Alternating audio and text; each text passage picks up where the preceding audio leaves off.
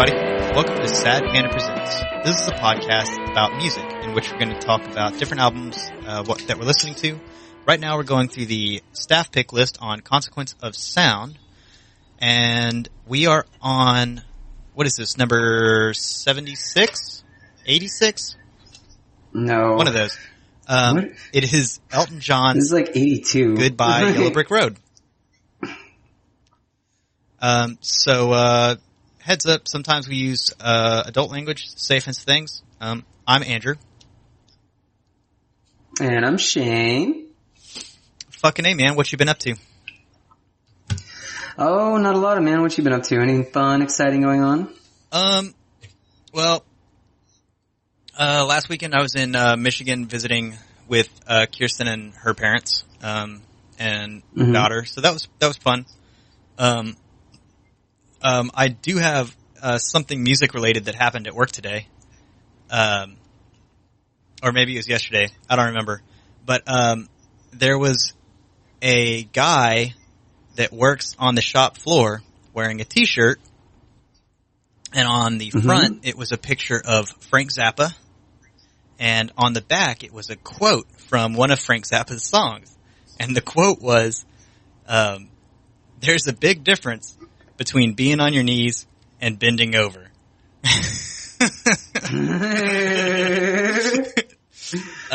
Which That's a guy I want to hang out with. yeah. He's got like this big bushy biker beard and kind of a scary looking dude. But man, I was just like that you're solid in my book, dude. Like, I want to have a beer with you. For sure, dude. Yeah, for sure. That's fun. I like that a lot. Yeah, I do too. I hadn't heard the song before, so I looked it up. And it's a song called, like Your Heavenly Wallet or something like that. And it's like it's like a political religious satire song, and he just fucking stops dead in the song. It says, "And remember, there's a big difference between being on your knees and bending over." And it's really fucking funny. And, I love me some Frank Zappa. Oh. Wow. That's fun. Yeah, dude. It's Jesus. It's pretty funny. I love Frank Zappa's like humor, and that he works into like a lot of his songs. It's really good. Weird fucking song, but man, I love me some Zappa, man. For sure. I still need to get into him. I'm waiting for you to bring that upon. You know what I mean? Like, I'm not ready to just jump in by my onesies. Like, I know you know some Primus, but I mean, like, I'm ready. For me, I'm ready for you. Like, I know you want to do Joe's Garage, and I'm ready to do that with the intention of recording with you to talk about it. And I feel like, I don't know. I feel the same way about Pork Soda with you. Like, I don't want you to listen to Pork Soda until we do it, or Frizzle Fry. Yeah. So the thing about Joe's Garage is that it's a long fucking album. Like, when it was on CD, it was 2 CDs, like 2 full CDs. But it is, yeah, so it's fucking long. Like, it's real long. But it's probably like the easiest Zappa to listen to. Just because of how musical it is. Versus like Baby Snakes or You Are What You Is, like, that's just a little bit harder to listen to. But, I feel like Primus is kind of that way too, right? Yeah, so, I mean, some are better than others, and it just kind of depends. Like, for me, I personally like, I like Pork Soda. I think Pork Soda is the better album, but I just personally like Frizzle Fry more. Right. Because Pork Soda, I think, well, it's a little darker in sound, for the most part, but, but I don't know. Frizzle Fry is really goofy. Yeah. So, it's fine. That's kind of how I feel about Joe's Garage. Is it's probably not his best album, but it's the easiest introduction to Zappa. And it's what I was introduced to Zappa with. So it's like, it has a special place in my heart. Like, it's gonna be hard to knock that one out of my favorite list just because that's the one that I listen to over and over and over again to get into his music to begin with. You know what I mean? So. Yeah. Nostalgia rolls real fucking hard. Yeah. Yeah. That being said, some of the songs that are on there are on other albums also. So, cause it's such a big album. But yeah, it's definitely one that I want to do, but I almost feel like it might need to be a 2-parter. Yeah, for sure. Yeah, if it's that long, yeah. Unless we'll have like a 5-hour episode or something. Yeah. Which no one wants to listen to this for 5 hours. I can't stand me for 5 hours. Now and again, I just take a nap. Like I can't do me that long. Like that's a lot of me. So anyway, yeah. So I don't have anything music related for the most part. My roommate Tasha got into Lake Street Dive, which is a really fucking good band. If anybody out there's ever heard them, they're really, really good. And she got into them and I was like, oh, I haven't heard them in forever. So I got back into them for a little bit, but they're real fun. Beyond that, I do have a question for you. Okay. So I bought some brie the other day. Okay. Like the cheese? The cheese, yeah. Yeah. So, do you eat brie like a banana?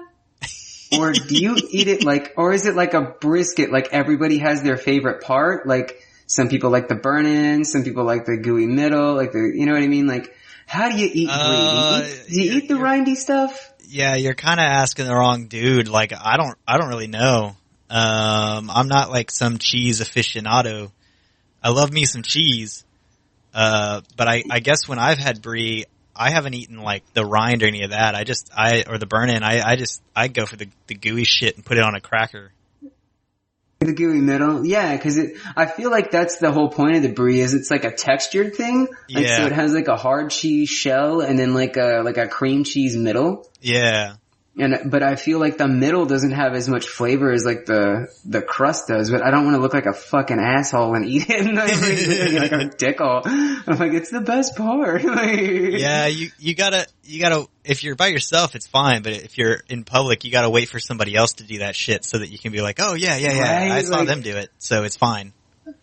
Well, I don't know, like if you're to serve brie, like would I just leave it like that as the whole and then just observe people, or do you break it up into like there's just you cut the top off and that's just the brick part, and then you scoop out the middle and that's just the middle part, and then you cut it up to where people have a little bit of both. Like I think I would cut it like a wedge or something where it's mostly gooey, but you've got the hard rind there just on the end, just to if you're not supposed to eat it, just for like presentation's sake, but if you are, then it's there. Just wait for somebody who knows what the fuck they're doing and then just move on from there. Yeah. That's how I'm supposed to do it? Okay. I was really confused because I was eating and I was like, man, I don't know if I'm eating this right, but I do I like a little bit of everything. I like the whole thing. I like the rind. I can appreciate it because I really do feel that that's where most of the flavor comes from. But the creaminess of the middle is really good. Yeah, I don't fucking know. So I just say serve it both and you're good. Oh, another question. Where do you land on olives? I'm not a fan. Not even a little bit? Man, okay, so when I was a little kid, I ate that shit up. Loved olives. Okay. Green, black, Kalamata, what? As long as they were sliced into little wheels. Oh, into the wheels? You didn't want the whole ball in your mouth? You didn't like to suck the balls? No, because when I was a little kid, we would have them in the make table at Pizza Parlor, and so to me, we had little black olives, but they were, it's from a can and they're sliced into little, wheels. First off, fuck black olives. So to me, they were little tires, and that was the way I ate them. And then as an adult, I'm just like, fuck olives in general. I'm not really a fan. Okay. Right on. I'm not a big fan of black olives, but I do dig on some Kalamata olives. Like those are fucking bomb as fuck, especially with some like fucking feta. Man. I don't know. I was eating fancy the other day and I didn't know. I got a bonus, so I ate fancy for that one time. Oh, fucking A, man. I don't know. Just question. Yeah, so I was leaving work and I got propositioned by a crackhead.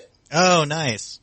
Yeah, she was looking for some place and I don't live in that town. So she was like, "Where is this street?" I said, "I have no idea." I knew exactly where it is, but I damn sure didn't want to tell her. So, like, I don't live here. Like, I live in a different town. I don't know. She's like, "Well, you know, if you can get me there, I'll suck your dick." I was like, no, we're good. No, we good. I don't. I actually told her I was a Mormon and that would be a good She's like, "But I'd like to talk to you about have you heard about the Mormon?" She ran real fucking quick away from me. Yep. Man, that is the best way to get strangers to leave you the fuck alone. Yep. Yep. "Have you heard the good word?" Oh, fuck no. Best way to get an empty aisle in your airplane. Yep. Have a fucking hat that says Jesus rocks and "Hello, friend." Oh shit, no, I'm not doing this. Oh shit. So that was my day. That was the highlight of my day. Fucking A, man. Well. Yeah. Alright, so you wanna get into this, man? Sure, man. Let's do this. Alright. Okay, so the first song is "Funeral for a Friend" / "Love Lies Bleeding." Alright, just getting right the fuck into it. Let's do it. Right in there. Just like that crackhead wanted to get to where the fuck she was going. She wanted to get right in there. Yeah, so yeah, man, this is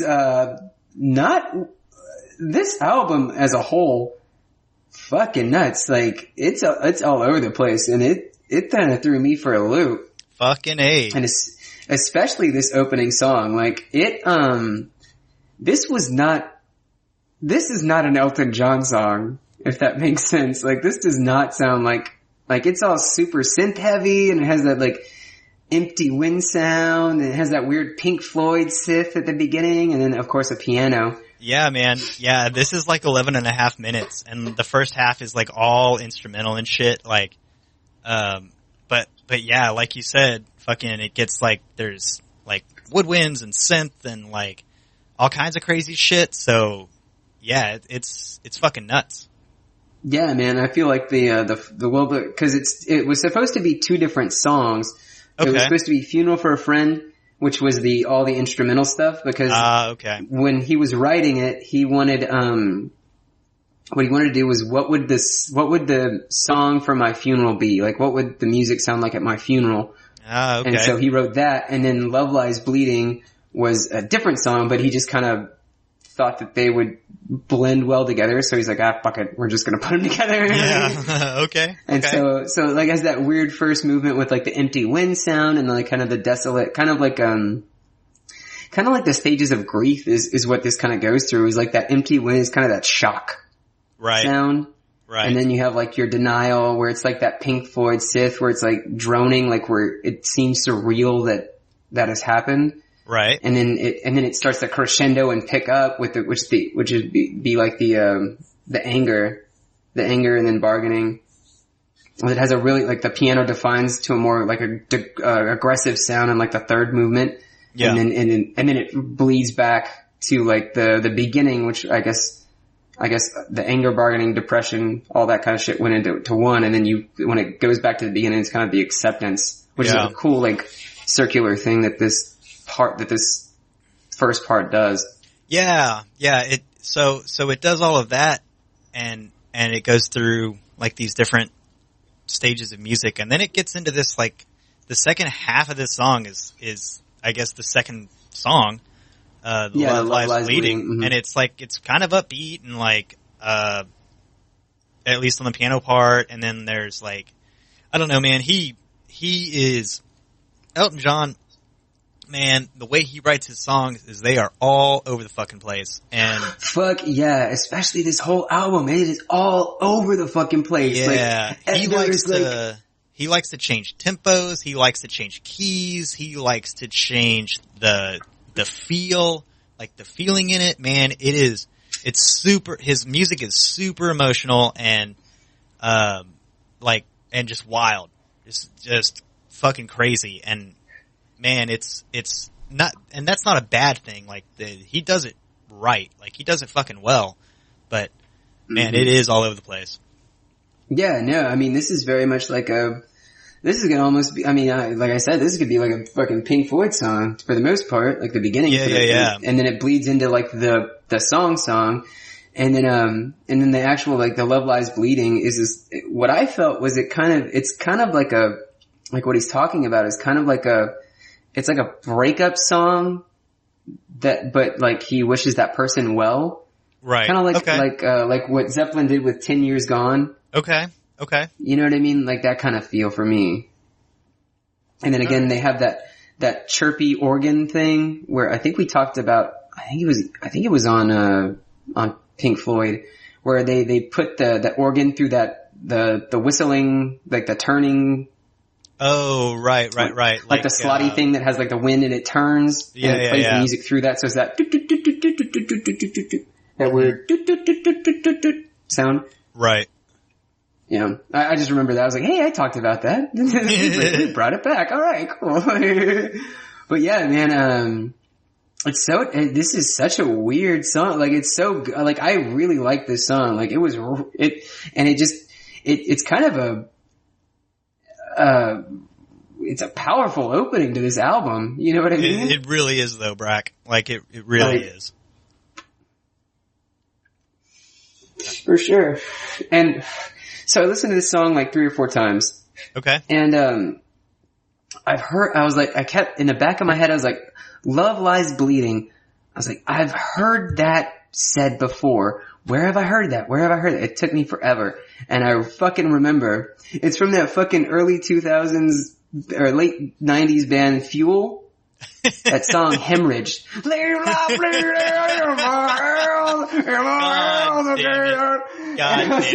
damn it.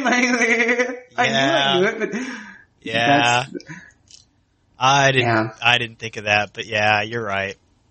I was like, God damn it, Fuel. I heard you first, but damn it, I wish I didn't.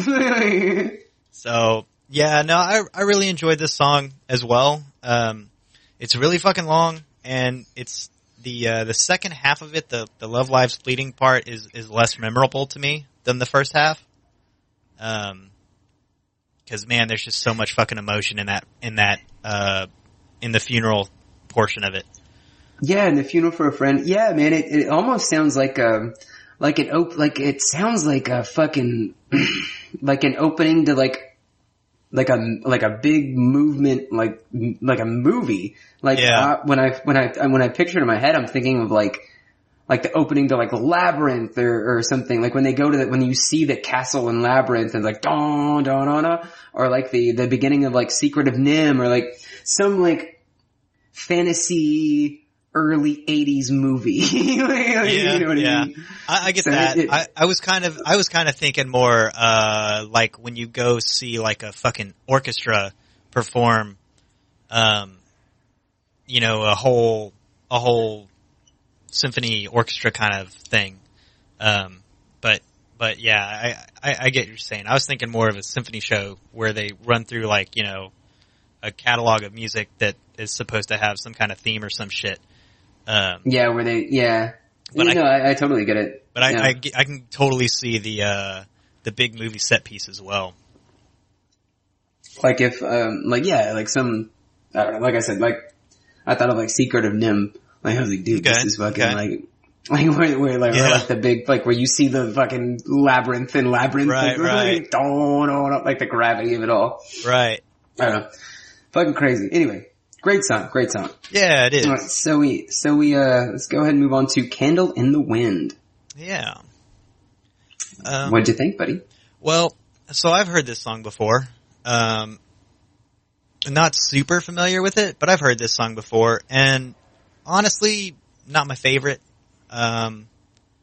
It's not a bad song, just didn't really do it for me, if you know what I mean.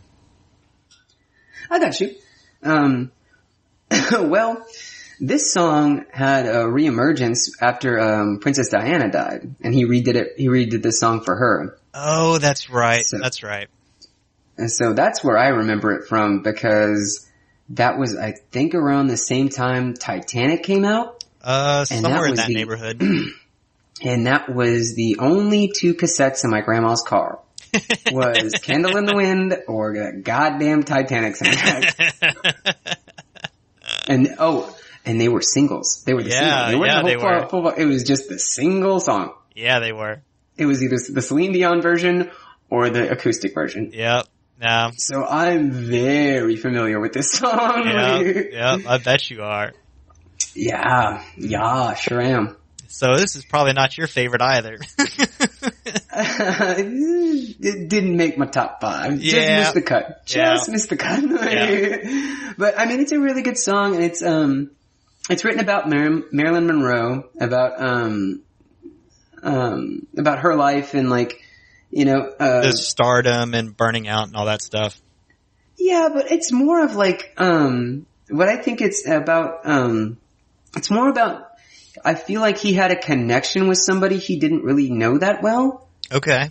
And he wished he would have known them better. Okay. And for instance, as an adult, I wish I would have known Thomas Jefferson. I don't know what it is about Thomas Jefferson, but I really wish I could have met him, because I think he's just one of the more interesting presidents we've had. He was a very eclectic dude and had a very smart cat, and I just kind of think the way he does, and I wish I would have known him better. You know what I mean? Okay. Or my dad's dad, my grandfather Aubrey, that my middle name comes from. I wish I would have known him, because my grandma would talk about him, and she's like, you and your grandfather would get along like crazy, and it's weird. Yeah. How alike you are, it's so weird. And then my stepdad had a law partner named Dick Hitchens. Okay. Who Dick was a weird dude, but he didn't like kids, at all. Right. My stepdad tells a story about, where he and my brother Nathan went on a hunting trip, and Nathan came back after, the weekend, and Sam was asking him, he's like, hey, how was the trip? He's like, Dad, he didn't say 5 words to me. It was really weird. and then he talks to Dick, and he goes, how was the trip? He's like, it was great. I had a great time. It was wonderful. That's pretty good. So I wish I would have known him as an adult now. You know what I mean? Same thing with my grandfather or him. You know what I mean? Or Thomas. You know what I mean? Is there anybody in your life that you wish you would have you had a weird connection to, that you wish you could have met or known better? Probably, but since I didn't think about it beforehand, it's tough to think of off the top of my head. Fucking Zappa? Well, yeah. I mean, yeah. That dude was way the fuck out there. I would have loved to smoke a joint with that motherfucker. Hell yes, well. But, yeah, I don't know. I mean, if you're talking strictly music icons, you could list 1,000, right? Yeah, for sure. Stevie, for sure. Yeah, or Clapton, or fucking. Clapton's still alive. Well, yeah, but I'm still not. But I don't have a chance of getting to know the dude. That's true. Jimmy Page is still alive, but I don't have a chance. I don't have a snowflake's chance in hell of getting to know the motherfucker. Fair. Yeah, it'd be awesome to get to know Jimmy Page, the fucking lead guitarist from Zeppelin. Are you fucking kidding me? That'd be amazing. For sure. Same thing with, here we go. Brian May. Who? Brian May is the guitarist from Queen. Okay, yeah, for sure. And he's also a fucking astrophysics professor. Get the fuck out of here, for real? Yeah, dude. He teaches at one of the big universities in England, and straight up has a PhD in astrophysics. Like, he's a smart motherfucker. Also, he's like the Neil deGrasse Tyson that fucking plays music. Like, dude, he's wildly smart. Also, couldn't afford a guitar to play with his band. I mean, before Queen even. So he fucking built it with his dad in a shed. How fucking cool is that? That is right up your fucking alley for sure. Yeah, like that motherfucker. Okay, so that's my answer is Brian May, because that motherfucker, like, I mean, hands on, like, his Red Special, like, there's now there's a luthier out there that makes his Red Specials, which is the name of his guitar, and like you can buy one for like $8,000 or whatever, made by this luthier, but it's just like, made his own guitar because he couldn't afford one. Fucking the lead guitarist of Queen and has a PhD in astrophysics. Come on, like, this is a dude that I could probably just listen to him talk for days and days and days. For sure. All right. Okay. All right. I learned something today. That's fine. Fucking A, man. Okay. So, let's go ahead and move on to Benny and the Jets. Okay. Everybody's heard this song. Yeah. If you've ever heard Elton John, you've heard Benny and the Jets. You damn sure have. And this big old fucking, he's got that stovepipe fucking like velvet hat with the big glasses and the fucking feathers and shit. So I didn't realize that what he was doing was it was a parody of like the 70s music scene. Oh, okay. Alright. So like the whole point of the story is Benny and the Jets are like a fake band that he's a fan of, and he's like writing a song for them, and then that totally fucking, it makes the lyrics make a lot of sense when you put it that way. Yeah, no, he's just ripping on the 70s music scene and the industry, the fans, the scene, everything about that time period, if it will. Yeah. So this is a song I've loved for fucking since I heard it the first time. Thought it was great. Like, this is one of the songs fantastic. This is one of the songs that makes you like Elton John. For sure. I mean, it's fucking awesome. The first the first like three notes, you're like, oh, yeah, fuck dude, yeah, because he dun, just comes in. Dun, Bum, bum, bum, bum. da, da, Yeah, da, da, like you're like, oh, dude, fuck it's fucking great. Like, that piano riff that he comes in with, it's strong, it's very pointed, and it just grabs your attention. And then he comes in with his voice, and he's just like, "Hey, kids!" Like, I mean, he just grabs your attention, and then, of course, the Benny and the Jets. It's fucking great, dude. Like, this is a song that, I mean, I guess he's parodying 70s music, but he just fucking knows how to write a fucking popular song. He really does. You know, and also I didn't mention, this is his 7th album. Yeah. His 7th album. Yeah, but dude, like, out of how many? What, like 50? I don't even know, but it's a lot. That's true. Motherfucker has a ton of music. Yeah, but I mean, cause like, I was talking to Tasha the other day, and she was like, he came down to Corpus about a year and a half ago. Dude, he played for 4 hours straight. Like, the band took breaks and he didn't. Like, he just played for 4 hours. I was like, well shit, he's got like 25 fucking albums. He can play like 2 songs of each one, and that's 6 hours right there. Yeah. No, that's fucking amazing. Yeah.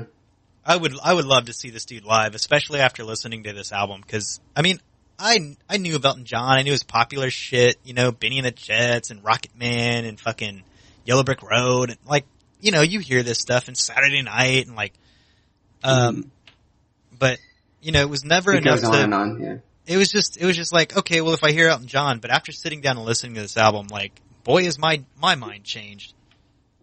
Yeah, for sure. And you know what's surprising? What's that? This is the only Elton John on the list.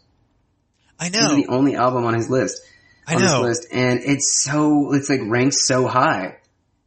I know. Like, you know, like, it's astonishing that it's where it is on the list, because I don't know, we haven't even gotten to a Beatles album yet, and there's at least 2 on this list, probably like 3. There's like 4 or 5, dog. So, like, this album's better than at least half of the Beatles albums that are on this list. We'll get there. We'll get there. I mean, don't get me wrong, I love me some Beatles, but like I know where they sit on this list, and I don't know if they need that many albums on the list. Yeah, I kind of agree. Like, we could do like 2 or 3. Like, Abbey Road for sure, Revolver, right. But and Rubber Soul, but beyond that, so I don't know. One thing I did learn just from reading, because I'm an idiot. Okay. Mohair is not mole hair. Okay. I thought mole hair, like mole hair, and I kept thinking like literally until 2 days, I was 2 days old, 2 days from yesterday old, that I didn't realize mohair is not mole hair. Okay, so what's mohair? mohair? I was like, I don't know, but it's damn sure not made of moles. And that's why I was like, God. why are moles like being skinned? God damn it. If you didn't look it up. No, I didn't. I was just too stunned at the fact that I didn't know what mohair was. I thought mohair was mole hair. Alright, shut the fuck up. Mohair is usually a silk-like fabric or yarn made from the hair of the Angora goat. Not to be confused with the Angora rabbit, which produces Angora wool. Both durable and resilient, mohair is notable for its high luster and sheen, which helped gain the name. I knew it was something with fiber. Like Angora. So yeah. I knew it was like similar to Angora, but I thought they were like motherfuckers like digging holes and skinning moles. I was like, holy shit! Like, no, it's like looking for these blind motherfuckers everywhere to skin them alive. Like, it's not like velvet, but it's got that same kind of sheen. Teddy bears. Think of a teddy bear. Teddy bears are made of mohair. I know what Angora is, and I understand it's similar in that kind of vein. I literally thought that it was a mole hair suit, and I was like, holy shit, moles have that soft hair. They're digging the dirt and shit. Like, this shit should be rough and tough and shit. Like, no. Okay. Alright. No, yeah, anyway, just, hey guys, I'm a little ignorant. Don't get me wrong. I didn't know what mohair was either. I just figured if it was on a suit, it wasn't made out of moleskin. I literally thought it was moleskin. I was like, no. They are skinning fucking those nasty motherfuckers. Those blind nasty motherfuckers. That is gross. Anyway, okay, so moving on to Goodbye Yellow Brick Road. Alright, so we've reached the title track of this album. And this is, it's like, he's at a point in his life, or I don't know if that's what inspired this song or not, but it's about like, I don't know, somebody that's at like a point in their life where they've lived this like extravagant life and they want to just get away to simpler times or some shit. Something like that. It was actually, Bernie, Taupin, his other writer. Oh, okay. Okay. He was kind of just frustrated with the whole, like, he didn't want to turn his back on the whole scene, but he was just kind of sick of the chaos of everything. Of like the whole chaotic scene, the music scene. And he kind of wanted to go back to a simpler time. Yeah. Just something to make kind of a balance in life where it's not so fucking chaotic and everything's about everything. Like, just to take it, dial it back a bit. Yeah. This song, musically speaking, this song kind of reminded me of Rocket Man a little bit. Well, I guess lyrically too, because it's like about getting away, right? But just like the kind of vibe of the song, just kind of made me think of Rocket Man. Like it kind of like just like as like an escapism kind of thing. Well, yeah, that too, but also just like in the musical themes. Like the way he plays, the way he's playing the piano and stuff. And maybe I haven't heard Rocket Man in a while, so maybe I'm not right about that, but I don't think you are, because this is very like flowy. It is, and it's a little mellow and stuff like that too. But I don't know. It just for some reason it made me think of that song. So there's got to be some similarities beyond just the lyrics. Yeah, if we ever got together before we record and like explain our thoughts before, but Yeah. I know that we could actually pin that down especially when I hit you with a fucking question out of nowhere. But man, I got the kind of a different vibe. It's kind of like wispy and like, oh wait, no, I'm not thinking about. Nope, you're right. I'm thinking of a different song. No, you're absolutely right. It is sort of Rocket Man-y. Yeah. So I don't know. That's just kind of I just got a similar vibe on the whole song. And I haven't heard Rocket. I didn't go out of my way to listen to Rocket Man to compare it, because why the fuck would I bother doing real research? No, you're actually, on second, I rescind my earlier statement. No, I think you're kind of on point. It's similar in feel and theme, I suppose. I don't know about the theme because I've never really sat down and read the lyrics and kind of analyzed the lyrics itself. Oh yeah, Rocket Man, me either. But, this song I took like, I actually did write down some things about some of the songs on this. But it was while I was eating dinner tonight listening to the album again. Of course it was. But don't get me wrong, like bastard. I listened to this album like 12 fucking times. Yeah, no, I got hooked real fucking hard on this album. Dude, me too. I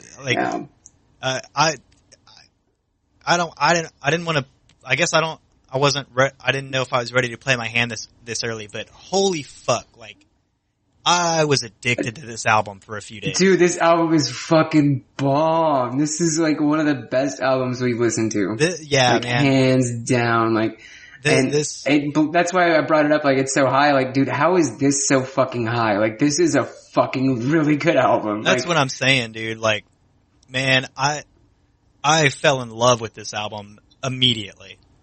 Yeah, it's gonna be on heavy rotation in my shit now. Yeah. So. And that's what I love about doing this. Like, we learn, like, I would have never listened to this album. No, man. Without doing this. You know what I mean? Like, and so that's fucking awesome. Like, don't get me wrong. I like me some Elton John, and I threw some of his songs into my, other playlists, but his popular shit, the stuff that I already knew, like, sitting down and listening to this, holy shit, was this an eye-opener for me of what the fuck is Elton John all about. For sure. Like, I knew he was, like, forever and he wrote a bunch of songs, but damn. Yeah. My man. I want to hug you right now. I know. Okay.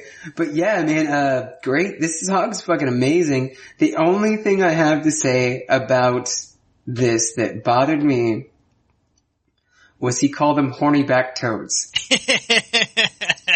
That, like, every time he says that, it makes my fucking skin crawl. Oh man. Well, like, I heard it and I was like, God damn it, I forget you're from England. Damn it, Blair. God damn it. That is not what they're called. They're just horny toads. Yep. Oh man. I've had them in my hand. I see them all the time. Actually, I haven't seen them. They're kind of dying out around here. But when I was a kid, man, they were all over the fucking place. Anyway, horny back toads. And they can and they can squirt blood out of their eyes. And they shoot blood out of their fucking eyes. It's fucking metal, dude. Yeah, they do. Awesome. It's fucking, that is fucking metal. Yeah, that's some death clock shit. Okay, so, horny back toads, man. It threw me off. Okay. Fuck me up. So, anyway, so one thing I do, since I did mention he's British, just his voice. Like, Elton John has, like, he's got, like, different moods and, like, voices within his voice. Okay. I mean, you can hear it in, like, different, so, like, for instance, that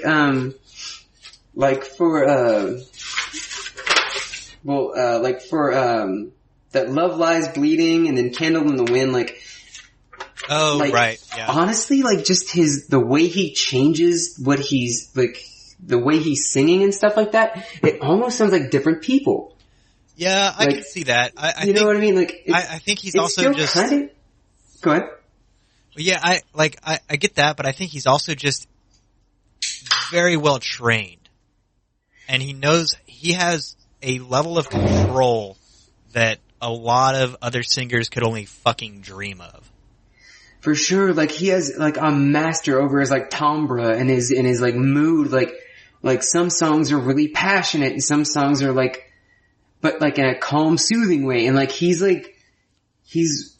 man, he can control his voice like so well. And it's like, I'm just listening to different songs. I'm just very envious of how well he is composed in the mood and how he can like fit his voice to that song so well.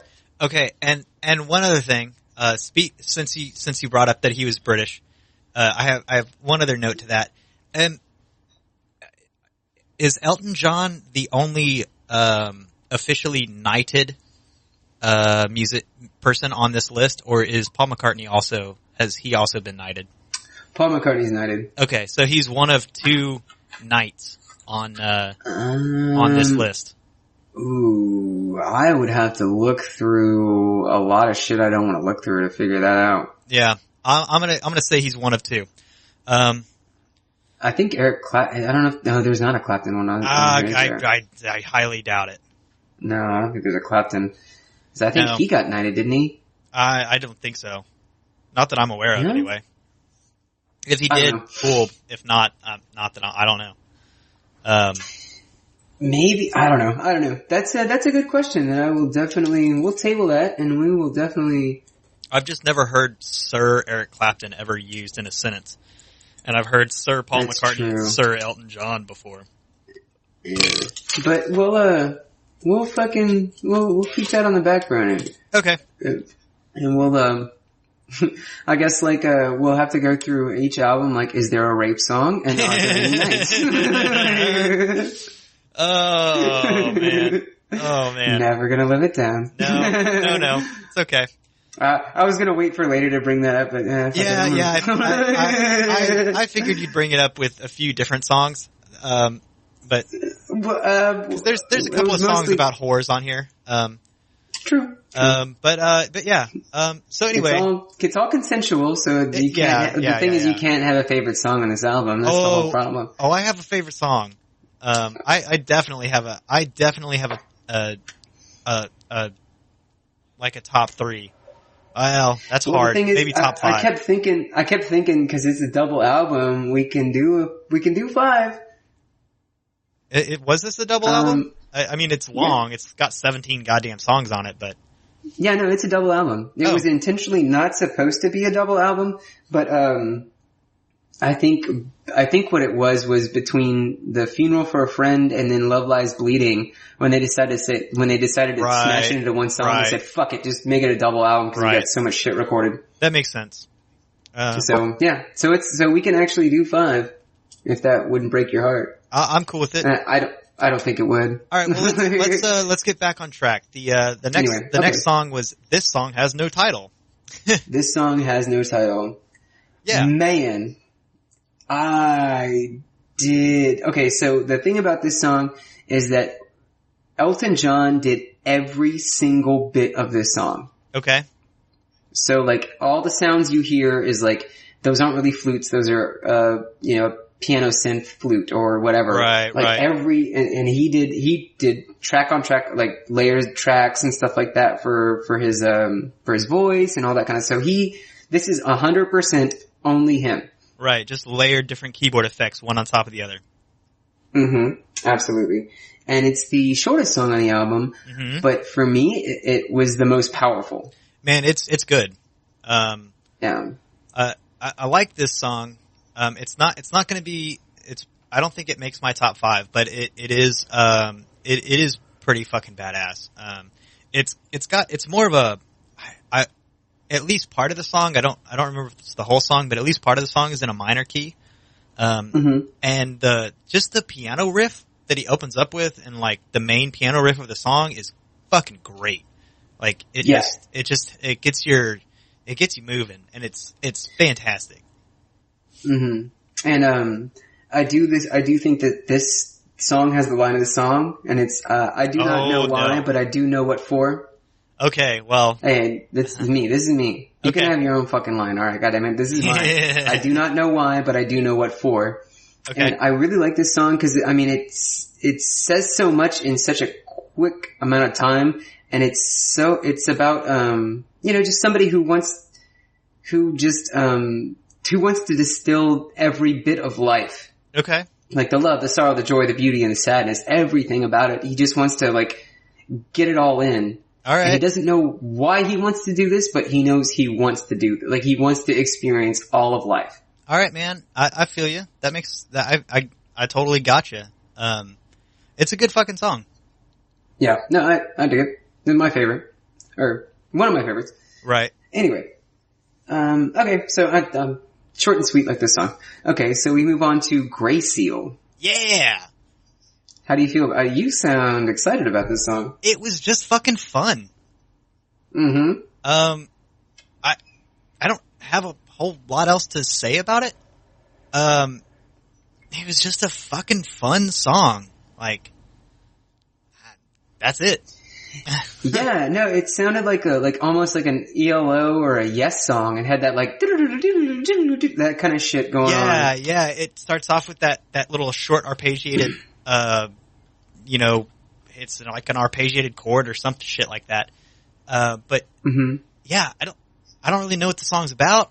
And I didn't really care because it was just a lot of fun. No, it's a fun song. It's really fun, especially coming off kind of like the morose, or not the morose, but kind of the like, like blasé songs. Yeah. And then it picks back up like, okay, and we're back. Like, you know what I mean? Yeah, because the last couple of songs were a little more somber, I guess. Mm-hmm. A little more mellow, a little more minor. And this is just like super major and super upbeat. And yeah, and it pulls you back in, like, cause you had Benny the Jets, and then you have these two that are kind of like Goodbye was a little slower. Right. The song with no title is short, but it is kind of a sad song, and they're like, okay, and we're back to fun. It gets you in the mood for dancing again. For sure. And, well, this song is, it's very hyperbolic. Okay. So yeah, so Gray Seals are, we had issues, so we're back. So Gray Seals are, they're going extinct in England, and the whole thing about this song is, it's the idea of the grass is browner on the other side. Okay. So like, it's the words. I had this all planned out in my head and I fucked it up. Well, I mean, it's not really your fault. Like, how does it feel to be so wise when you're going extinct? Like, so it's the idea that the grass isn't always greener on the other side. It's usually brown. Okay. So that's the whole, how does it feel to be so wise? Like, fuck you, you don't know what you're doing. Okay. Alright. Anyway, so that's that. Okay. And, let's go ahead and move on to Jamaica Jerk Off. Man, okay. So I love the title of this song. Because you do? Yeah, because it's called Jamaica Jerk Off. That's great. Yeah. Okay. Is that it? Yeah. That's the only reason I like the title of the song. The song has this like reggae feel to it. It's fun. Here nor there for me outside of that. Nah. This song is just a hard nope. This is the only peace song in the album for me. Like, this is a hard nope. Yeah, it's fun. Yeah. Look, the thing is, I've known way too many fucking stoners who listen to way too much reggae, so any amount of reggae is too much for me. Man. However, there is a reason this song is on here. Okay. What had happened was, when Elton John, when they were gonna record this album, they had planned to go to a hotel in Jamaica and record the entire album. Oh, okay. Well, as it turns out, I believe it was Muhammad Ali Okay. had a big fight in the same hotel that they were going to stay at. So when they were booking, like when they were making plans to record this entire album in Jamaica, through the course of things, that fight got booked and they were kind of kicked out of the hotel. And so what they ended up doing is recording in a Chateau de something in France to do this album. So I think the only reason this song is on there was because, and that's why it's called Jamaica Jerk Off. Okay. Because they were gonna fucking record this album there and they're like, nope. They're like, well, fuck you then. So Jamaica Jerk Off. Alright. Which is the only redeeming quality I've found about this whole fucking, this song. Cause I don't like reggae even a fucking little bit. And that's why I was like kind of wondering when I was listening to this album, it felt like a really kind of like a sore thumb. Yeah. You know what I mean? And this whole album, like, what the fuck? He did a Jamaica song? Yeah. At first I thought he was trying to like slight Jimmy Buffett, like to be a dick. Like, oh yeah, anybody can do fucking Jamaica songs or you know that Island Feel song. Yeah. Yeah. I don't know. So. This is very much the only song, one of the only songs on this album that I'm like, no. Alright. And we're back. Okay. So that was Jamaica Jerk Off. Yep. There was a big fight. Couldn't do the thing. Moving on. Moving on to I've Seen That Movie Too. Yeah. So I like this. I like this song quite a bit. This is a pretty song. Okay, so what I got from this as soon as it started was like kind of an LA Noir kind of vibe to the intro. Mm-hmm. And like the overall piano theme. It's kind of minor too. A little I don't know, almost jazzy. And that noir style, I guess. Yeah, it was just really fucking good. Oh, it's beautiful. And it really is. I mean, it's a beautiful song, and man, you know I love a good fuck you breakup song, and this is what this is. This is very much a fuck you breakup song. It sure is, though. Yeah. I mean, it's got a lot of power and gravity, and he really puts a lot of at the very end when he like really puts the gusto into his voice, like, and I've seen that movie too, like, fucking cry, like, that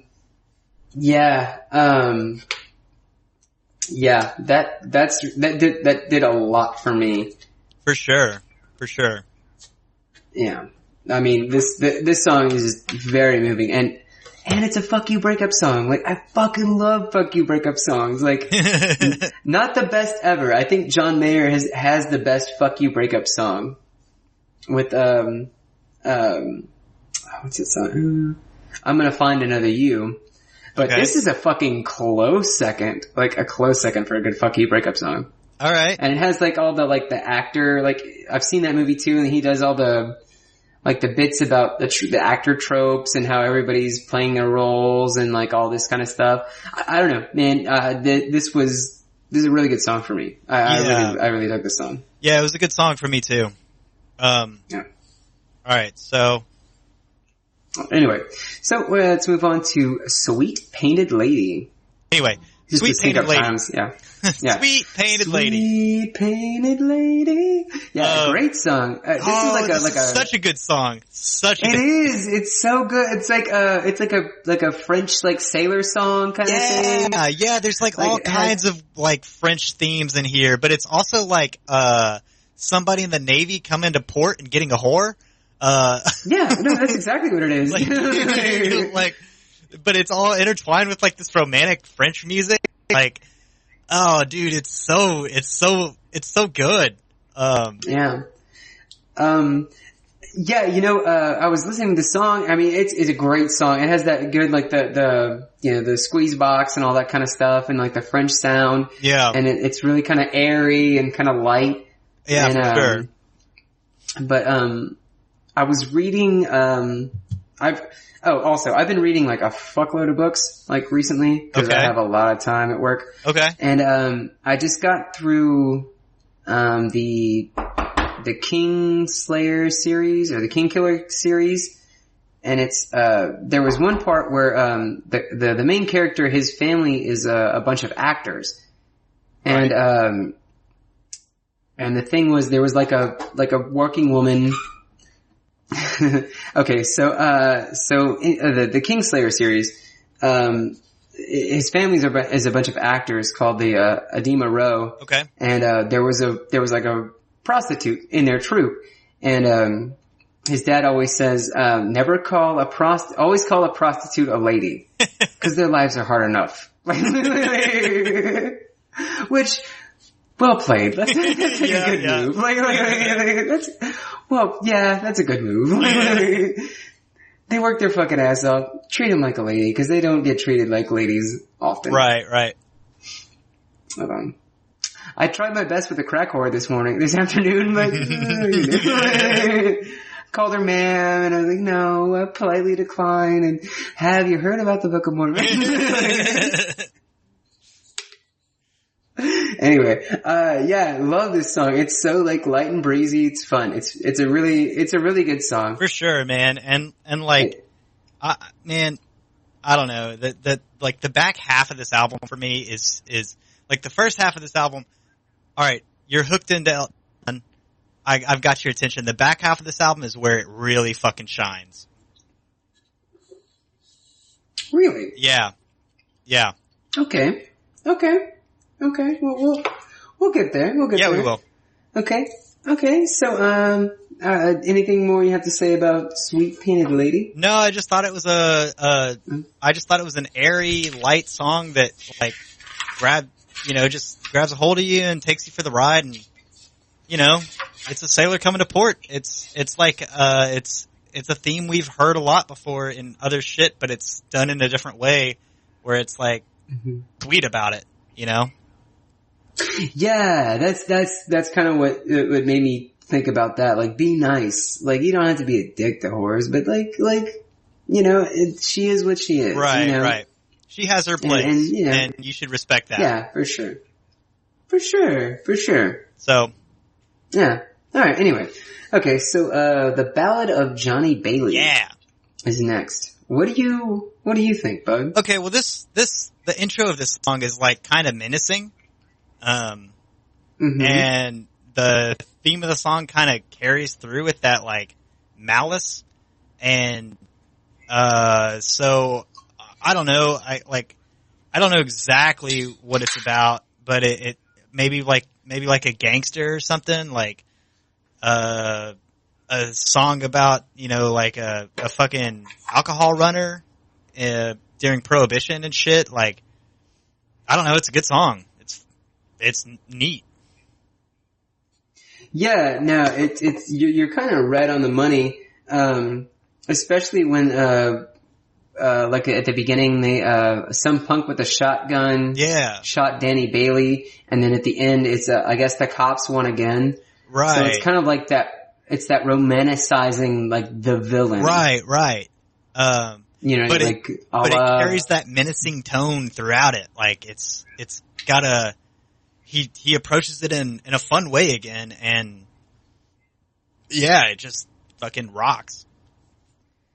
No, like the music's real fun, and it is, you're right, it does have like dark undertones and stuff like that, but it's painting like a villain in a good light, like he's just misunderstood and he's just, this and that, but like the cops won again, like he's some punk, some punk shot him. Right. But, I mean, in reality, this dude was like a booze smuggler. Yeah. He's probably a ruthless motherfucker. Yeah. You know what I mean? But it's just romanticizing the villain. Yeah. Is kind of what I got from this song. But it's done very well. It really is, though. It really is. Yeah. I don't know. I liked it. It was good. It's not one of my favorites, but I like the idea of the kind of the Robin Hood-esque thing he was going for, like Billy the Kid, yeah, for sure. Like it's not going to be like one of my top fives, but it's a good fucking song, and it's a good song. Yeah, it's just it's got that like fun air to it. So I don't know. That's about all I got. Yeah. Right on. Okay. Well, how about Dirty Little Girl? What do you got about that? Man, Dirty Little Girl. Okay. So this song has all kinds of great lines in it, and I fucking knew it. I knew it. I knew this was gonna be like one of your favorites. Yeah, man. Okay, so this song, it's got all kinds of great lines in it, and for me, this song has the line of the album. It comes closer towards the end of the song. It's in the second verse. And for me, the line of the album is, that you have to clean the oyster to find the pearl. Yeah. Oh man. I fucking knew it. It just cracked me the fuck up. I lost my shit. It was so funny. Oh man. Like, this song just grabs my goat, dude. It's literally about a fucking, dirty little girl. Like, I bet she hasn't had a bath in a year. Like, dude, it fucking gets me. Like, he even says, grab that bitch by the hair. Yeah, dude. It just cracks me the fuck up. I love this song. I fucking absolutely love it. Oh man. Like I said, man, the back half of this album, fucking, I've seen that movie before, Sweet Painted Lady, the ballad, Dirty Little Girl, and the rest of the songs in this album, man, just fucking eat my lunch. They're so good. Yeah. Yeah, I, gotta disagree. I'm not a fan of this song. Man, It's good, but it's nowhere near my top. Oh man. Like, even a little bit. It's so good. It got me on the humor level. It got me on musically. It's a good, well-written song. Like, and he it's all over the place with just like, all you got is a mop-up job. Like, fucking seeing women that ain't got much luck. Like, dude, oh man. Oh, looking like you've been run down by a truck. Oh, by a truck. Oh man. Mm-hmm. It's just all kinds of good lines in this song, and it gets me. It just fucking grabs me by the goat. What makes me, like, when I hear this song, the first person that comes into my mind is, what's her name? The girl from Friday, the next door neighbor. He's like, I need to buy your car right quick. Like, some people want to buy sugar. Some people want to buy, you want to buy my car? Man. Felicia. It's Felicia. Yeah, it's Felicia. Bye, Felicia. Yeah, like, this is Felicia. Like, that's Felicia. That is Felicia. Yeah. I'm gonna put buckshot in your pants. Oh. Yeah. Someone grab that bitch by the ears, rub her down, rub her back, turn her inside out. Oh, I love this. I love everything about this. I fucking knew. When I heard it, I was like, God damn it, Andrew's gonna love this song. I already know it. I can feel it in my bones. 100%. All adore this song. It's great. Yeah. Alright.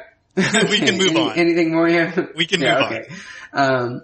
Alright, so the next one is All the Girls Love Alice. Oh, fuck. This song, I fucking love this song. Dude, this I song. Love this song. This song, man, I don't know if I want to play my hand early, but I'm gonna. This is the best song on the album. Oh, I hate that you say that. I hate that you say that. I'm right. I really hate that you say I'm that. Right. Because I agree. I agree. Dude. It is the best song on the album, man. Alright, so this song comes in hot with a fucking badass guitar riff, and he backs it up with the piano. He keeps the piano subtle in this song, but man, what he does with it is perfect. It's the absolute perfect support. Like, he supports that badass fucking guitar riff with this nice little background piano. And dude, it is amazing. Like this song, on top of all of that, the story in this song and the way he wrote this song lyrically is amazing. It's so good. Yeah, man, the whole idea of this song is, basically a girl who is straight, right, but she's a lesbian prostitute. Yeah, that's exactly what it is. And then she ends up committing suicide. And like, oh man, like, I mean, all the lines in this song, I mean, are so fucking perfect. Like it's not, like, what he writes is so, it's so poignant and so it tells the story in such a short amount of time with the music wrapped around it is amazing. It's like, so is. Like all the girls love Alice. Come over and please me. Wait till my husband goes away. Dude, the chorus of this song is the chorus of this song. Like, okay, so let's break it down, right? He comes in with the intro with this badass guitar riff that's like kind of fast, and he goes through his verses and they're very quick, and it's raised to be a lady by the golden rule, like he just fucking raised to be a lady by the golden simple case, mama doesn't love me blues. Breezes through the verses and then he breaks it down at the chorus, changes the tempo entirely, stops, and then all the young girls love Alice. Oh, dude, man, it's so good. Like this is an eargasm. This is the eargasm on the album, 100%. The way it's written, the way that he breaks down the tempo for the chorus and then comes right back in at the end of the chorus with that fast guitar riff and picks back up on the verse. Fuck, this is good. Like there's nothing bad about this song.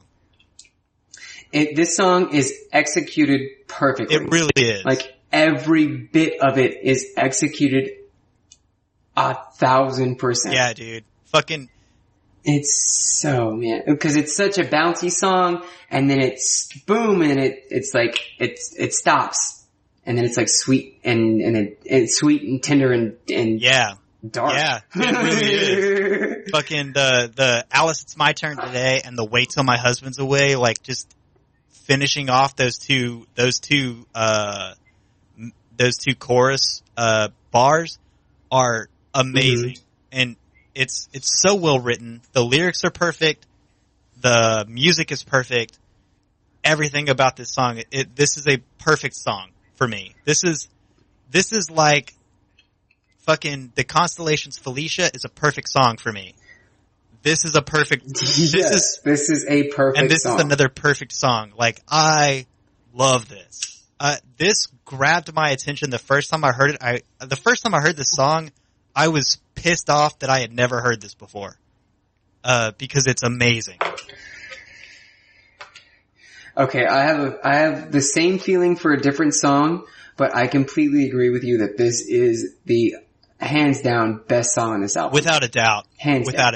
Hands down. So if anybody listening to this, if you've ever heard Elton John, even if you don't like Elton John, fucking listen to All the Girls Love Alice, because this is a perfect fucking song. It really is, though. It really is. And I have nothing to disagree. It's fucking amazing. It's fucking amazing. Like, I hate to move on from it so quickly, but there's not much to say other than this is perfect. Listen to it and feel what we feel. Because it's so good. So because you'll understand it. Like, you'll get it. Listen to it once and it'll drill into your brain. Yeah. Dude, at work, there were two people who were named Alice, and I sang this song. One person got it and was really cool with it. One person did get it and was really offended. I was like, oh, I'm sorry. Guess we haven't met. Hey, whatever, lady. It's a fucking great song. It's a great song. Whatever. Fuck yeah. I'm sorry you have shitty fuck. Anyway.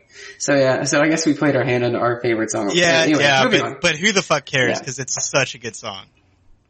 Yeah, no, it's worth fucking just, hey, stop what you're doing. Stop this and listen to it now. Right. It's on fucking YouTube. Yeah. Look it up right fucking now and listen to it. It will change your life. It's that good. Fucking stop this podcast, listen to the song, then come back to the podcast and understand why we're so in love with this song. Because it's fucking amazing.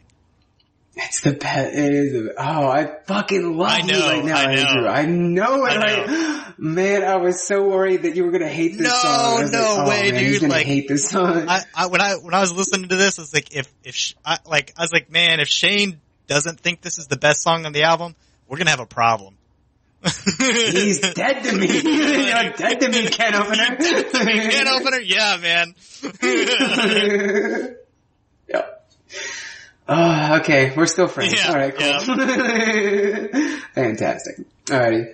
Okay, so, Mm-hmm. All right. So, next is Your Sister Can't Twist, but She Can Rock and Roll. Yeah.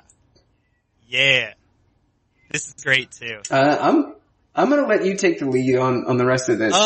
This is the twist, but it's a new way of doing it. It's like, God damn it, what's the word? It's that like, that. Is it the mashed potato? Yeah, dude, I'm the mashed potato. It's the fucking twist, man. It's like, I mean, it's not that song, but it's in reference to that song, but it's got that same kind of like upbeat, like, cause I mean, mashed potato, that's from, Do You Love Me Now That I Can Dance, but the Beatles. That's what I was thinking. Like, and then there's like the twist and shout song. Shake It Up, Baby. Shake It Up, Baby. And so like this is like that kind of era song, that doo-wop-y kind of shit. And he keeps that like fast. Fuck, I can't think of the style of piano playing that it is. I know it, but I just can't fucking think of it. Well, for me, it's kind of in that what got him big, or what got kind of like everybody big. It's like that 50s, like, or 50s, 60s, like early rock stuff. Like, honestly, this kind of reminds me of like Crocodile Rock. Yeah, dude. Like from him. For sure. Like, this is a song that you need to be wearing a poodle skirt dancing to, you know? Exactly, yeah. And again, there's a style for this, and I can't fucking think of it. I'll think of it as soon as we stop recording. I'll think of what the fuck term I'm thinking of.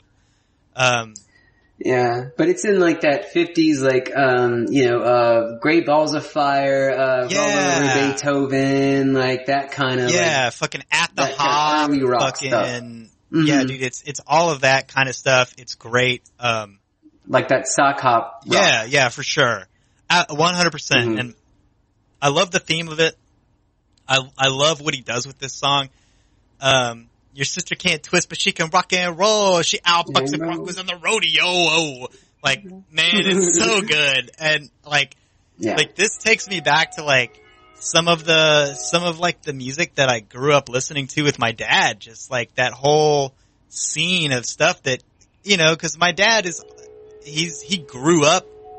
He was born in fucking 46, some shit like that. And so he grew up in the 60s. Like, he went through all of this. His parents enjoyed all of this kind of music. And like, then he grew up with it. So like, all this doo-wop stuff, like, and this like at the hop, like kind of car driving, like, when you, like Little Richard kind of shit and all that kind of stuff. For sure. And so this just spoke to me. Yeah. So this just like, that kind of shit. Yeah, man, it spoke to me on that level, and I ate it up. Like, I'm fucking cooking dinner and this song comes on and I'm just like, I'm doing the twist in my fucking kitchen. Like, dude, I'm eating this shit up. It's so good. Like, it's like, I don't even think it's on my top 5, but I just really enjoyed the energy that this song has. Yeah, it definitely brings like it brings a different element to the album. It's like, I agree that it's not like the best song on the album, but it brings a different element that makes this album good. Yeah, man. And it changes, you know what I mean? It changes the theme again after All the Young Girls Love Alice. It changes the theme again. And I don't know. I really liked it. So. Yeah, no, I agree. It's again, it's not my top 5, but damn sure, it's a damn sure good, it's a good song. It's a good song. Yeah. Like, I don't know, man. There's not a lot to it. Mostly it's like, it's that throwback, like, 50s, like late 50s, early 60s kind of shit, like we mentioned before, but again, like, that's I think Elton John's first hit was Crocodile Rock, was that kind of shit. Yeah. But this is more kind of in your face, like more intense sound. Yeah. And so, I don't know, it's great. Great. It's great. Okay. And it leads perfectly into the next song, which is Saturday Night's Alright for fighting. Because it has the same type of, like, tone to it. But instead of being like a at the hop twist kind of song, it's like this is like an Irish drinking song in the form of that 50s music again. Like, it's another really fun song. Well, I'm thinking this is more of I think it bleeds more into like the early 70s, kind of like, I like the Stones and stuff like that, yeah. Like late 60s, early 70s, where it's like, like straight fighting man kind of shit. But like, yeah. You're absolutely right. And when you say Stones, I'm like, okay, yeah, he was doing that whole Jagger thing with his voice, like, for sure. Mm-hmm. Yeah, it kind of felt like a Mick Jagger kind of like gleaned off of that a little bit kind of thing. For sure. But it's great rolling off the last song because it's got that same kind of high energy. For sure, but it does, and it's more of like almost like a punk song, like a slow punk song. Okay, I can see kind that. Kind of like something like the Clash would do, like when we were listening to them. Yeah, okay. Yeah, like, you know what I mean? Like this sounds like kind London's of Burning style. Kind of a thing. Kind of, yeah. Kind of like that, but more like, no, kind of along those lines where, go ahead. Oh, I just got the same kind of like party themes out of it that I did from London's Burning. Yeah, for sure, where they're just gonna fucking like, we just wanna fuck off and fuck up. And that's kind of the whole idea is he just wants to get fucked up and get in a fight and act a fool. Yeah. But the one thing about this song that really gets me is the last line. Okay. It says, whose best friend floats at the bottom of a glass. Okay. So that's his own reflection. Right. So he's his own best friend, and it's just that idea that doing cheap thrills that are fucking overall empty. It's just cheap thrills to do cheap thrills, and then blah. Yeah. But he doesn't like himself. You know what I mean? Right. Like his best friend is just his reflection at the bottom of his beer. Yeah, like he's out for the good time, but at the end of the night, what's at the bottom of the glass? He's a sad, lonely fuck. Yeah, it's that self-regret. Okay. Yeah, he's just sad, lonely fuck. Okay. But I mean, up until then, it's all like, yeah, rage, and then you hear that and like, oh shit, he's actually really sad. Oh, poor man. He doesn't know how to relate to people. Well, welcome to the club. Okay. Alright, so... But yeah, no, Saturday Night's alright. It's alright. Yeah, it's alright. It's alright. Yeah. It's a fun song. It'll get you moving. For sure. Yeah, I'm a fan. Okay, what do you think about Roy Rogers, buddy? Roy Rogers is pretty interesting. I don't know, it's like, he talks about like comic book heroes that never age, and like Roy Rogers is Writing Tonight, which was an old TV series that he used to watch as a kid, and like, I don't know, it's interesting. Not my favorite song on the album, but it's certainly a good song, and it's just, I don't know, it's, I don't know, I didn't write anything down for this one, but it's a good song nonetheless. Yeah, the only thing I really have down is like it's a cute song about like heroes, Right? And heroes doing good things and like living a good, clean country life. You know, you get up when the sun comes up and you go to bed and then right, right, for sure. You know, because Roy Rogers was like the he was kind of like the do-goody, like the kind of person. Like he was just a good do-goody, all around good guy kind of thing. Did everything by the books and all that kind of stuff. And it's just that he's the all-American man. Hmm? Yeah. And that's a TV hero, and this is what we do: is we watch comic book heroes on TV, and they don't lose and they don't get old, and yeah. I mean, it's kind of a la like Superman. Like he's just a good dude doing good things all the time, and it's just describing a night watching. It's just describing his nightly ritual of watching the Roy Rogers TV show and how he looks up to heroes. You know? Yeah. And also there's some like hoofbeats that bring the song in or take the song out. I don't remember the I mean, well, you know, I mean, yeah, but I mean, it's very, and here's kind of where I'm kind of going to take a weird turn, is that, as far as the album is set up goes, on the last part of this album, or I guess the B-side of the second album is Your Sister Can't Twist, Saturday, Roy Rogers, and then, so, like, it feels like he's going, like, at the second part of this album is kind of like a, old rock country western kind of thing. Okay. So it feels like to me that like the last part of this album is just that kind of, like I said, like older rock, and then it kind of blends into like country and stuff like that. And well, that's a good observation because the next song, is Social Disease, and it has this very honky tonk feel about it. Yes, it does. And this is the song I was really upset that I've never heard before until right now. Okay, I'm kind of glad you said that because I thought this was a fan-fucking-tastic song. It's a fucking great song. And it's up there with like Family Tradition or like, Friends like, in Low Places. Like a fucking honky tonk song. Yeah. Like one of those like everybody sings along fucking honky like country songs that every fucking body knows. That's exactly the fucking vibe I got out of it. That's 100% the vibe I got out of it. And on top of that, it's a little later in the song, but there is a fucking bomb ass saxophone solo. Yes, there is. Like, dude, it's so good. It's so good.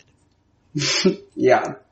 Yeah, no, this is just a good old boy sound, and then like, I was, like, the only notes I have is good old boy sound.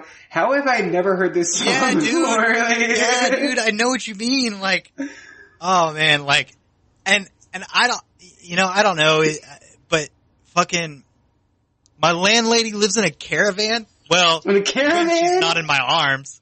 Like, oh, dude, this has got those great fucking country tropes to it, and it, like, I get it. Like, he's kind of riffing on country and western a little bit, but god damn, he does it right, and he hits the themes correctly, and then he just ties in the fact that, you know, like, is a social disease an STD? Maybe. Is that a parallel to STDs? I don't know, but it's fucking hilarious. Yeah, dude, I'm a genuine example of a social disease. Like, oh, I love this. I love it. I love everything about it. I love this song. Even though I think the true idea is he might be being hyperbolic on country. I think so. But god damn, like. I think he's absolutely. But it's actually a really good country song. Dude. I think he's absolutely riffing on country, but man, he does it in such a good way that, like, you just can't help but love it. Man, I get it's tongue in cheek, but goddamn, he did it well. Dude, it's one of those things where it's like, you make fun of something a little bit, but in a way it's so good natured that you can't help but love the. You gotta respect it. Yeah, dude, like you can't help but like, all right, you got me, you know, like, all right, yeah, I owe you, you know. Right. So I don't know. I love this song. Man, this song hit me fucking sideways. Yeah, it did. Man, like, I can't believe I grew a little bit of a mullet just listening to this song. Just cause, damn, dude, Oh, man. Let me tell you, from a man that's had a real, actual mullet, I'm on board. Yeah. Nah, fucking, he knocked it out of the park with that. And I'm really, when you were talking about being upset, I'm really upset I didn't hear this song before. Anyway. Okay. And then finally, let's get on to the last song of the album is Harmony. Okay. So earlier on this episode, in fact, it was the very first song you said that you thought there was some kind of a Pink Floyd vibe. Ooh. I got that on this song, specifically on the intro and the very first line, the hello, baby, hello. The hello, baby, hello. Baby, hello. I got a Pink Floyd vibe out of that. Well, just specifically that part, not necessarily the rest of the song, but specifically that part. Like, I understand where the Pink Floyd vibe comes in on the first song, but specifically the hello of this song just reminded me of fucking that one Floyd song that starts the same way. The hello, just because of the way he says it. That's it. That's it's kind of mellow. It's in a minor key. It's not a bad song by any stretch of the imagination. I actually really enjoy the chorus of this song. The harmony in me, pretty good company. Mm-hmm. Like, I enjoyed this song. It's not going to be in my top 5, but it's a solid song nonetheless. No, I completely agree. And, it's kind of, like, what I feel about this song is, like, it's two people who aren't meant to be together. Like they're very spiteful toward each other, okay. But they, like, kind of like that. They don't like they're spiteful toward each other, but, like, they want to be together. Okay. Like, all right. It's very fire and ice relationship. Okay. I can see that. Cause like in like the opening lines when he's like, hello, so it's kind of, have you quit doing time for me? Or are you still the same spoiled child? Like, he's being an asshole to her. Okay. And I'm assuming that's kind of that they do that back and forth, where they just kind of, so kind of like an Ebony and Ivory kind of vibe going on there? No. What? No. I mean, it's two different worlds colliding to be in one kind of thing? No, it's just, this song is all like, they just hate fuck all the time. Oh, okay. Like, they don't mix, like whoever he's talking to and him don't mix well, but they're like in love. Okay. I just caught the wrong vibe from you because I don't know, I'm like 6 beers deep and a little bit drunk, but. Oh, yeah, me too. No.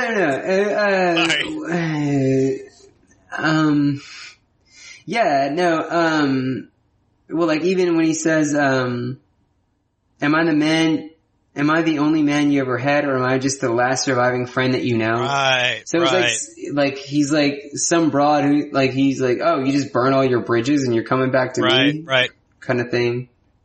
Am I so almost am I your last resort kind of, or am I your fallback kind of vibe? No, maybe I think they just don't like each other. Okay.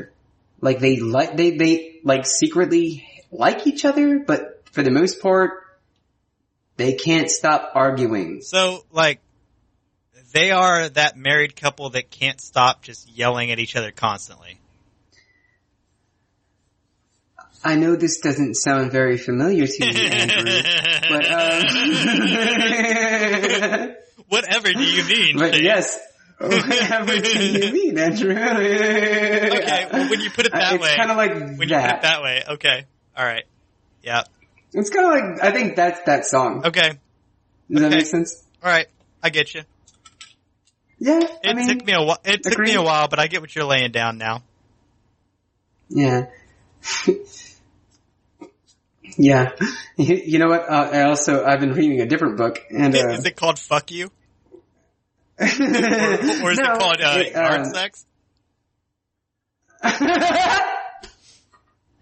We haven't talked about yard sex, have we? I don't think so. I don't think so either. No, in the book, it's like a bunch of like very high class people, high class women, and they're talking to a younger man. Okay.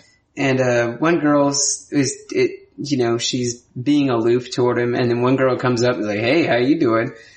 And the kind of the more reserved girl goes, "You have, oh man, I'm gonna fuck it up. You have the tact of a tavern wench." And Andrew, you have the tact of a tavern wench. You're not wrong. I'm good in a professional environment, but yeah, but you're a shit show socially, and everything else. Fuck it, dude. Fuck it. Like, yeah, I'm the exact opposite. I'm a shit show. I'm a shit show corporately. Socially, I'm fucking amazing. Nah, dude, motherfucker, I can interview my pants off, but I'll fuck it up left and right. After I've had a few drinks and I'm out at the bar with people, fuck it, dude. Fuck whatever everybody thinks. Like, I'm just gonna be me, and you can live with that shit. But I can land a job. For sure. That's what matters. For sure. Eventually. Yeah. Anyway. Okay, Bubba. Well, so that's Goodbye Yellow Brick Road. So, fuck yeah, it is. What do you think? I think we've kind of... we've very obviously played our hands. We very much know that, that we both love this album. Fuck, man. It's fucking... I want more Elton John in my life. Like, this dude, god damn. Yeah. God damn. I mean, I've grown up like listening to Elton John, but sitting down and listening to this album. Dude, I'm the same way. Man. I grew up with all the popular hits, and never once did I think to myself, why is he so popular? Let's sit down and listen to an album. But holy fuck, this is good. This one is phenomenal. It's amazing. It's yeah. So, alright, so, I mean, what do you rate it, bub? This is a 9 for me. A 9? Yeah. It's not... Why 9? Because there's at least one P song on this album. It's not a perfect 10. I could do without Candle in the Wind. I could do without Jamaica Jerk Off. I could do without Goodbye Yellow Brick Road. Those 3 songs, they don't need to be on this album. The rest of this... Really? Yeah. They're good songs. They're fun. Well, Jamaica Jerk Off is fun. The other 2 are written well. They're composed well. They're good songs. But, you know, they don't have the same they don't hit me the same way that the rest of this album does, and so for that fact, I'm going to say it's not perfect. It's not a perfect album. It's a 9. Let's call it a 9.5. This is really, really good. I could listen to this album, even with those songs in it, I could listen to this album on repeat for days on end. It's so good. So let's call it a 9.5. Let's get to the nitty gritty and say 9.5. Cause it does have at least one P song on it. So that's me. For sure. What about you? Oh man, I was gonna glean the cube a little harder, and I was gonna give it like a 9.75. Okay. Just because the only song I don't like is the Jamaica Jerk Off. Okay. But once reading why, like I was gonna give it a 9. Right. However, once I read why that Jamaica Jerk Off song was on there, because they were going to record in Jamaica, I was like, okay, I get it. Because it's like, a fuck you song, still, you're giving it its due cred. No, now that I know that it's a fuck you song, I'm definitely giving it a 10. Yeah. Cause like, now that I know it's Jamaica Jerk Off's like, fuck you. No, don't get me wrong, hearing that story, and this recording is the first time I've heard that story. Hearing that story, that totally redeems the song. Like you did that and totally redeemed yourself. Totally redeemed yourself. So it does, but still, like, I don't know. There are skippable songs. If you have to skip some songs, there's a couple on here. But overall, and just the fact that this is a 17 goddamn song album. Like, well, it's a double album, I get it. Like, it's gonna be long, you know? It's not long like it's not as long as goddamn Zeppelin was. Yeah, well. Even being a double album, Led Zeppelin was a long album. Yeah, well, I'm extremely biased towards Zeppelin, and I'm going to be for sure. I'm going to be extremely biased towards Elton John, in a good way moving forward, because fuck, this was a good album. Holy shit, for sure. And I mean, think about the things he hit. Dude, he everything. Hit prog rock. Everything. He hit prog rock. He hit sad, sappy. He hit fucking. Dude, you don't got. He hit fucking French. He hit so many things in this album, like all kinds of things. Like, you ain't gotta tell me, man. Blues rock, country rock, fucking, like, he hit everything. Like, that is so, like, he hit Jamaican. Fuck I know. Like, I know. he hit so many, like, he hit every song and did very well doing it. Going into this album, I knew I liked Elton John. Coming out of this album, I love this man. I absolutely love this man. He's amazing. From here on out, he is Sir Elton John. Oh, for sure. And I will remember to say that every time. I totally understand why he's a knight. I totally get it. This album, I haven't heard the rest of this list, but this album deserves to be way, way the fuck up there. Yeah, I'm kind of upset that it's number 86. Yeah, like, it's ridiculous. Like, yeah, I know for sure. I know a couple of albums further down the list that are not as good, but yeah, no. All right, so blah blah blah. This fucking album is amazing. I rated it 10 out of 10 for sure. Andrew gives it a 9.5. I'm gonna say 9.5, 9.75 if we're gonna split hairs that far. But yeah, it's damn near a perfect album. It's phenomenal. Really close. I don't know. I don't know. All right, buddy.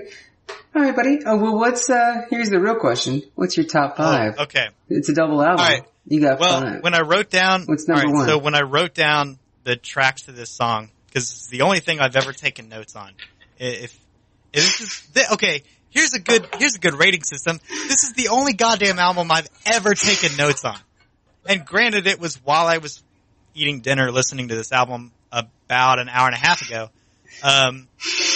But still, I still bothered to write down a page of notes. So, number one, All the Girls Love Alice. Hands down, number one song on this album, All the Girls Love Alice. Can't be beat. It's the best song on the album, period. Don't care what anybody says. It's the best song on this album. If the only Elton John song you ever hear is All the Girls Love Alice, let it be this one. Yeah, exactly. Let it be this one. All right, what's number two? Number two, I'm gonna put my nostalgia glasses on and say Benny and the Jets. Strictly because I heard this song as a kid. I've always loved it. It's never fallen out of favor with me. I can hear this song 1,000 times and I still love it. It's a great song. Totally encapsulates what he's trying to do. It's perfect. I love it.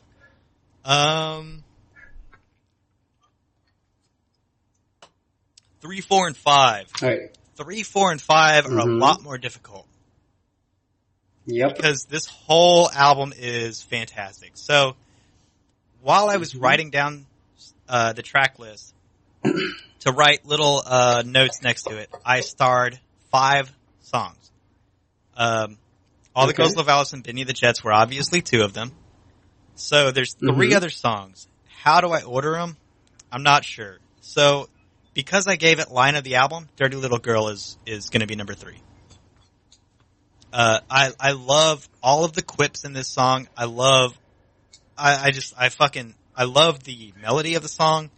I love the piano riff that he has on it. It's great. And on top of that, fucking spits fire with everything he says on the album, on this song. It's fucking funny. It's great. So then number 4 is going to be, okay, 4 and 5 are a tie. I gotta say it. 4 and 5 are a tie between. No, you gotta make a choice. There's no, 4 and no, you gotta rank one over the other. Fuck you. 4 and 5 are, I've seen that movie before, and Social Disease. Those 2 songs are fantastic.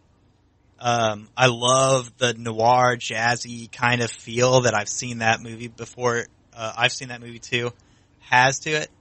And I fucking love the country western honky tonk Social Disease. It pokes fun at country a little bit, but it's perfect in the way it does it. It's not malicious. It's absolutely like, hey, you know what? I can do this style too, and let's have fun with it.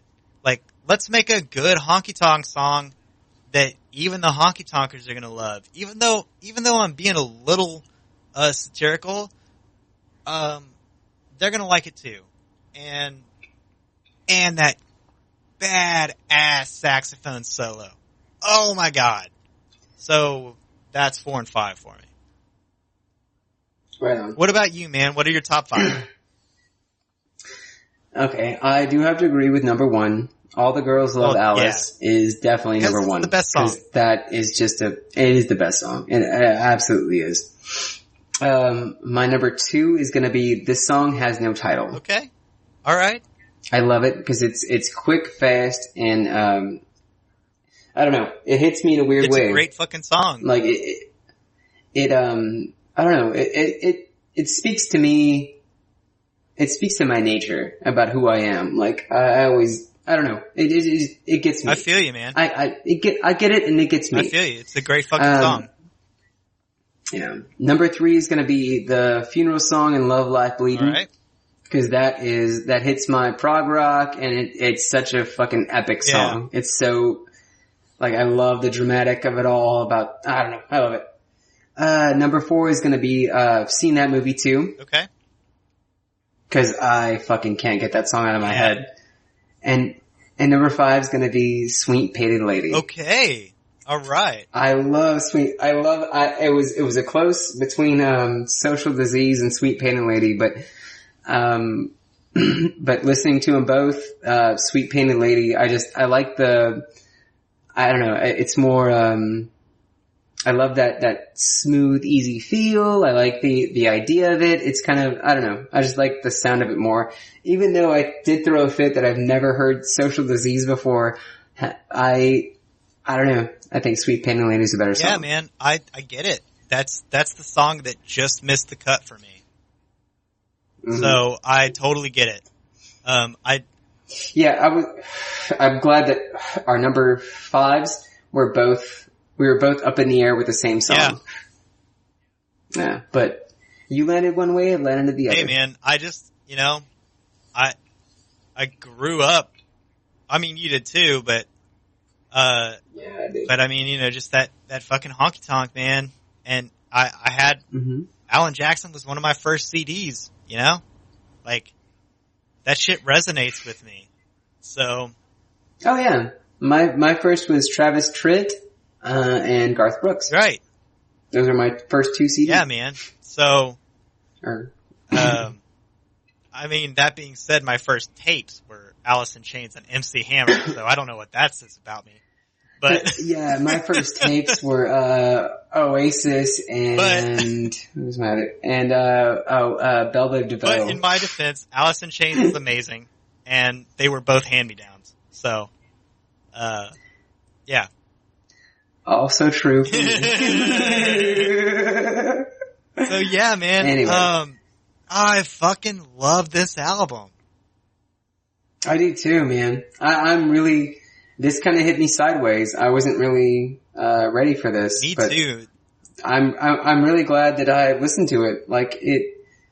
I mean, honestly, there's really not a song I genuinely dislike. Like, there's not a song that I just like hard no. Yeah, man, I'm in the same boat. Like, yeah, there's a P song or two, but at the same time, if it's on, I'm not going to skip it because it's good. Yeah. So yeah, man, like, this is a hard recommend. Even if you know that you're not an Elton John fan, give at least the top 5 that Shane and I presented. So in total, that's probably like 8 or 9 songs. Give at least those a chance, because if nothing else, even if you despise Elton John, fucking listen to All the Girls Love Alice, because yeah, I think the only one that crosses our list together is All the Girls Love Alice and Seen That Movie Too. Yeah, so those would be the ones that we both recommend that anybody listens to, is at least those 2 songs. Right, and if you don't like All the Girls Love Alice, then nope out. Then you can disagree, and that's fine. But you're dumb for doing it. And I don't really want to be your friend. That's your choice. But seriously, we want to be your friend. But seriously, like, it's fine. It's fine to disagree, but you're wrong. At least give. Yeah. So pretty much. Yeah. I don't know, man. It's such a good song. Yeah. All right, Bubba. Anything else you got to say about anything? I don't think so. This is just it. It just opened my eyes. That I know I said it already, but it just opened my eyes to the world of Elton John, and I didn't know I liked Elton John as much as I did until I listened to this album. It's kind of refreshing to actually go into an artist who is so established, and then all of his hits, and then when you actually listen to like his best album and look at it as a whole piece of music, like as an album itself, it's kind of refreshing to realize that he does a great job at whatever he does. Right. And that's kind of the testament of a good artist. Yeah. And the fact that, like, we've listened to a lot of albums on this podcast where, there have been good artists. For sure. And there have been good albums for the most part, but I feel like this is the first album that I've ever, at least for our list, that we've listened to, and it's a great album throughout. Like, there's not, like, it's just a really great album. Yeah, man. Like, comparatively. Okay, so this is, so in that vein, this is like the first album on this list that has been not only surprising in a good way, but to the point that, like, dude, I was addicted to listening to this album. Like, there's been other albums on this list that have been good, but holy fuck does this trump pretty much the rest of the list. Like, yeah. I mean, I love me some Led Zeppelin, but I didn't know I loved Elton John the way I do. Yeah. And this is very much thank you scientist level. Yes, this is thank you scientist all over again. Like, where I was just blown away by this entire album. Yeah, and because most of the albums on this list we knew what we were getting into, and I thought the same thing with this album. I thought I knew what I was getting into, and it hit me sideways to a point that I was like, holy fuck, I'm in love with this. Yeah. Versus... There haven't been many albums that have done that for me. I think actually, so now, like, looking forward, what I'm thinking is, like, everything has to meet this level. At least. 'Cause this is 86. Yeah. So this is now like the gold standard for the rest of every other album. Yeah.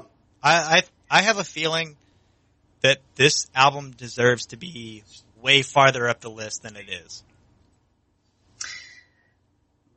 We'll find out. And you can find out too, listener. Before that, Sad Panda Presents. We're going to take a break and listen to two other albums. We don't know what they are yet, but you're going to find out with us. Well, we're definitely doing Stitches. We're definitely doing Stitches, which is going to be a shit show no matter what. And then we're going to do something else. We don't know what it is yet. We both have ideas, but we'll get to that when we get to it. So, yeah, we want to tell you, thank you for listening. Fucking listen to this album. It's so good. It's so good. Listen to this album. You can find us wherever you find your podcast at, iTunes, Stitcher, YouTube, sadpandapresents.com, facebook.com/sadpandapresentspodcast. Check us out wherever you get your podcast. Hit us up on Facebook. Let us know that you listen to this album.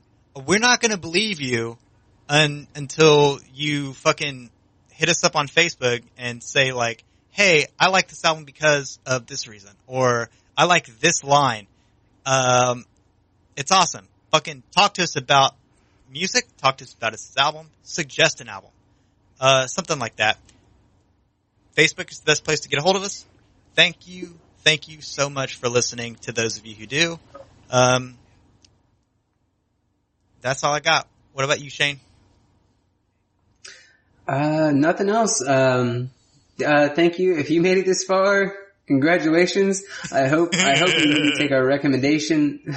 I hope you really do take our recommendations to listen to this album, because it's fucking phenomenal. It really is. And if you do listen, thank you so much. I really appreciate it. Love you guys. Bye. Yeah, I love you. Bye.